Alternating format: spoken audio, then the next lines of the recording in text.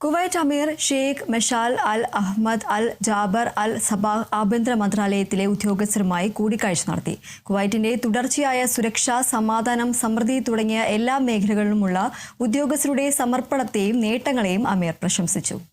സുരക്ഷയാണ് രാജ്യത്തിന്റെ ശക്തിയുടെയും സാമൂഹിക സ്ഥിരതയുടെയും മൂലക്കല്ലെന്ന് മന്ത്രാലയത്തിലെ ജീവനക്കാരെ അഭിസംബോധന ചെയ്തുകൊണ്ട് അമീർ പറഞ്ഞു. ക്രമസമാധാനം നടപ്പിലാക്കുന്നതിൽ ആഭ്യന്തര മന്ത്രാലയം മുൻപന്തിയിലാണെന്ന് അദ്ദേഹം ചൂണ്ടിക്കാട്ടി. എല്ലാ മേഖലയിലുമുള്ള ഉദ്യോഗസ്ഥരുടെ സമർപ്പണത്തെയും പ്രൊഫഷണലിസത്തെയും അദ്ദേഹം അഭിനന്ദിച്ചു. രാഷ്ട്രത്തെ സംരക്ഷിക്കുന്നതിലും അവകാശങ്ങൾ സംരക്ഷിക്കുന്നതിലും സംസ്ഥാനത്തിന്റെ അന്തസ്സും അധികാരവും ശക്തിപ്പെടുത്തുന്നതിലും അവരുടെ പങ്ക് എടുത്തു കാണിച്ചു. മേഖലയിലുടനീളം മയക്കുമരുന്ന് വിരുദ്ധ പോരാട്ടത്തിൽ ഏകോപിപ്പിച്ച ശ്രമങ്ങൾക്ക് അറബ് അന്താരാഷ്ട്ര സഹകരണത്തിനായുള്ള അറബ് ആഭ്യന്തര മന്ത്രിമാരുടെ കൗൺസിലിന്റെ ജനറൽ സെക്രട്ടറിയിൽ നിന്ന് അവാർഡുകൾ നേടിയതുൾപ്പെടെയുള്ള സമീപകാല നേട്ടങ്ങൾക്കും അമീർ മന്ത്രാലയത്തെ പ്രശംസിച്ചു.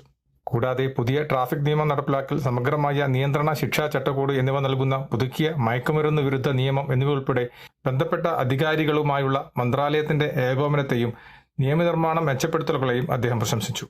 AI അധിഷ്ഠിത സ്മാർട്ട് പെട്രോളിംഗ് ആരംഭിക്കൽ, കര അതിർത്തി നിരീക്ഷണ സംവിധാനങ്ങളുടെ വികസനം, കോസ്റ്റ് ഗാർഡ് കപ്പലിനുള്ളിൽ വിദൂരമായി നിയന്ത്രിക്കപ്പെടുന്ന സമുദ്ര കപ്പലുകളുടെ പ്രവർത്തനം തുടങ്ങിയ സുരക്ഷാ സംവിധാനങ്ങളിലെ പുരോഗതികളെ അദ്ദേഹം എടുത്തു പറഞ്ഞു.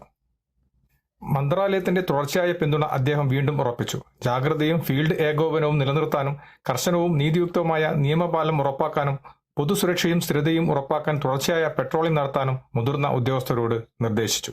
പങ്കിട്ട വെല്ലുവിളികളെ നേരിടാനും സുരക്ഷാ ഏകോപനം മെച്ചപ്പെടുത്തുന്നതിനും വൈദഗ്ധ്യം കൈമാറുന്നതിനും സംയുക്ത ഗൾഫ് സുരക്ഷാ സംരംഭങ്ങളെ പിന്തുണയ്ക്കുന്നതിനും പ്രാദേശിക അന്തർദേശീയ പങ്കാളിത്തങ്ങൾ ശക്തിപ്പെടുത്തേണ്ടതിന്റെ പ്രാധാന്യം അദ്ദേഹം ഊന്നിപ്പറഞ്ഞു. കുവൈത്തിൽ നിന്നും കേരള വിഷന് വേണ്ടി IV സുനേഷ് വെങ്ങര.